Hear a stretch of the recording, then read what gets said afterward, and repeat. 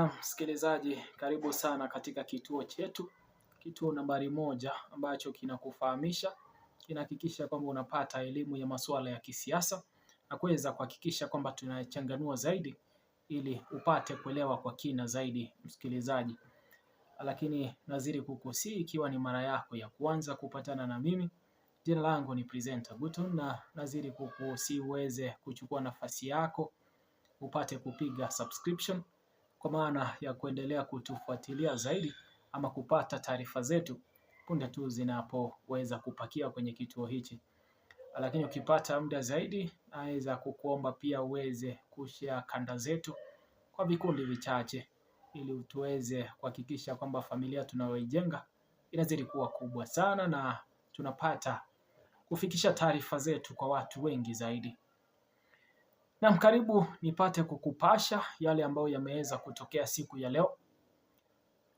Na nina taarifa nyingi msikilizaji, lakini naomba nikufahamishe taarifa za mwimbaji wa nyimbo za Bongo Flava ambaye ameweza kuzungumza siku ya leo kuhusu Samia Suluhu Hassan.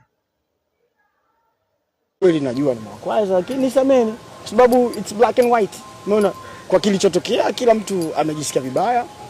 Sidhani kama kuna msanii hata mmoja amefurahishwa. Elewa kwamba msikilizaji, waimbaji wengi wa Bongo Flava nchini Tanzania waliweza kujiunga na chama cha CCM na kufanya kampeni chini ya chama cha CCM. Sasa wananchi, baada ya kile ambacho kiliweza kutokea siku ya tarehe 29 Oktoba mwaka 2025 na siku zilizoweza kufuata, wameweza kuandama wasanii ambao waliweza kujihusisha na kampeni za Samia Suluhu ama za chama cha CCM. Msikilizaji, cha kwanza ambacho naweza kukuambia msikilizaji ni kwamba maafa yaliweza kushuhudiwa, visa vya utekaji viliweza kushuhudiwa, lakini pia visa vya kupotezwa kwa raia vimeweza kushuhudiwa, na visa hivyo vimetekelezwa na chama cha CCM, lakini pia uongozi wa nchi ya Tanzania ambapo ni Samia Suluhu, serikali yake. Sasa kuna bwana anaitwa Alikiba ambaye ni mwimbaji wa nyimbo za Bongo Flava msikilizaji. Baada ya kupata kuzungumza siku ya leo, ameweza kutoa taarifa na kuomba msamaha kwa umma kwamba iliwezekana waliteleza, na ameweza kukiri kwamba bila shaka kilichoweza kutendeka tarehe 29 na siku zilizoweza kufuata ni vitendo vya kikatili, ni vitendo vya kipumbavu na ni vitendo ambavyo havifai kushuhudiwa serikalini.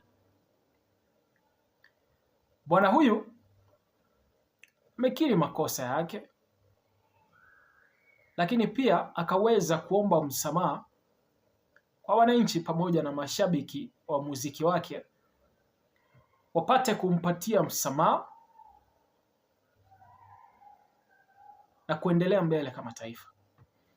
Katika taarifa yake amesema hivi bwana Alikiba: ili kitu kiweze kutoka moyoni lazima mtu ongee. Mimi nafurahi watu wanavyosema, wanatoa madukuduku yao, wanatoa maumivu yao. They have rights.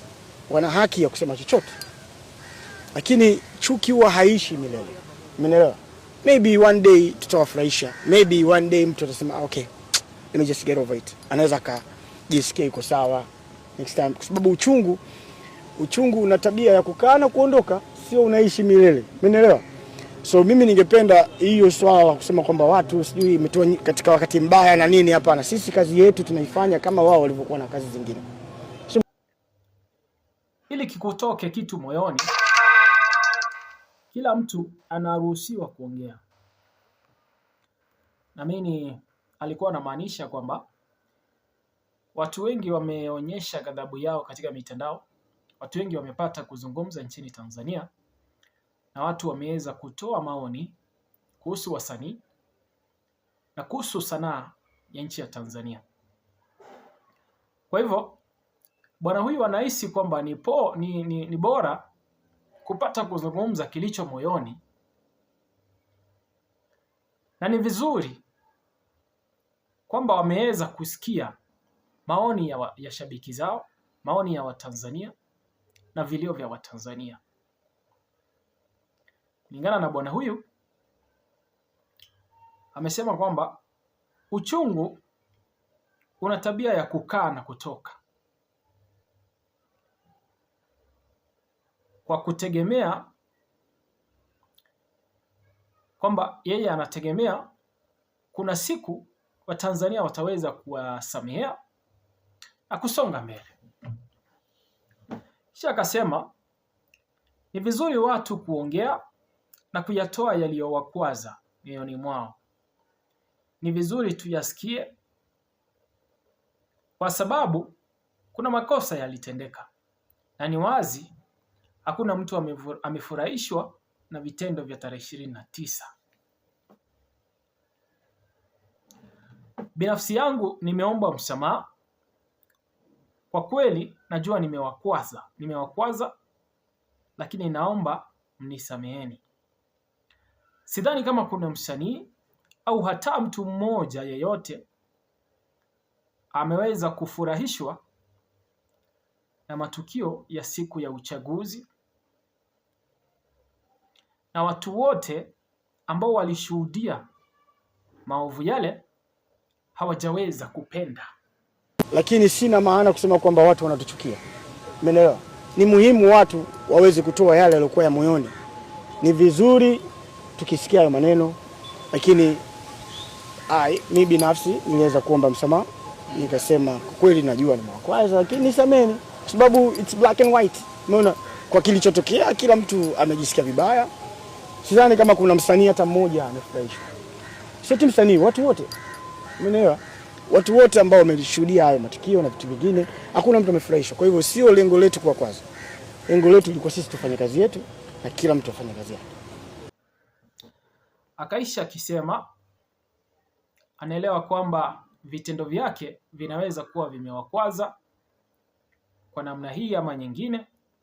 Akaomba msamaha kwa kushiriki katika siasa za chama cha CCM. Msikilizaji, taarifa hii tukiifafanua zaidi inatuonyesha kipi sasa? Kwamba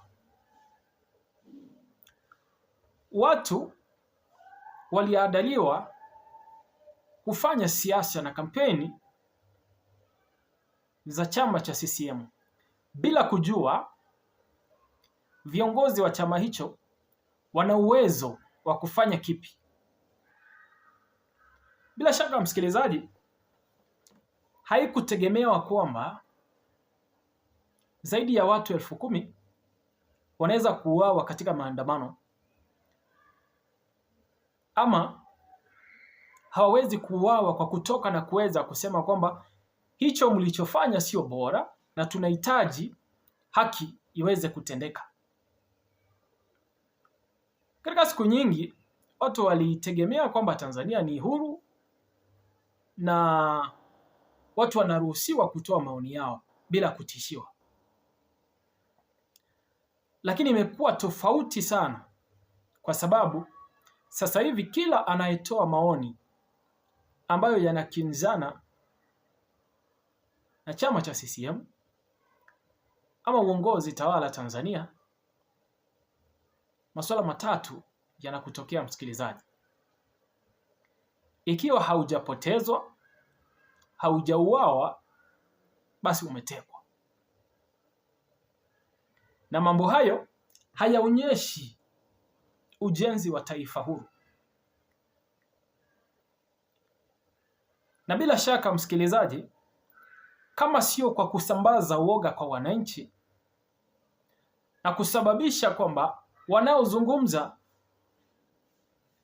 wanahofia maisha yao, bila shaka watu wengi wangeshatoka ama wangeshajitokeza kupingana na kile ambacho kinaendelea katika nchi ya Tanzania.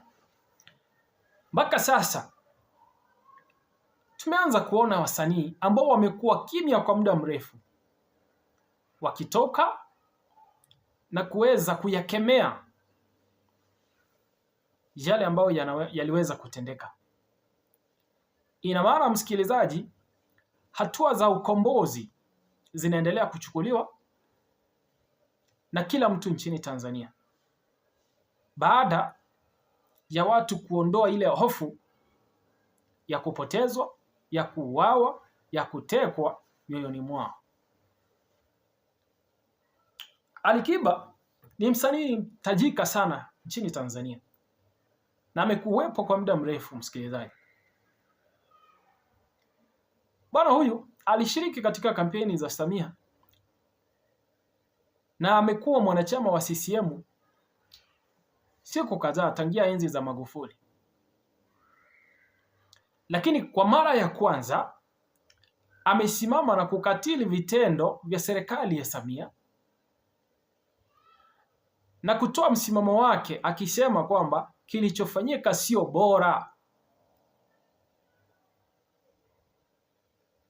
Msikilizaji,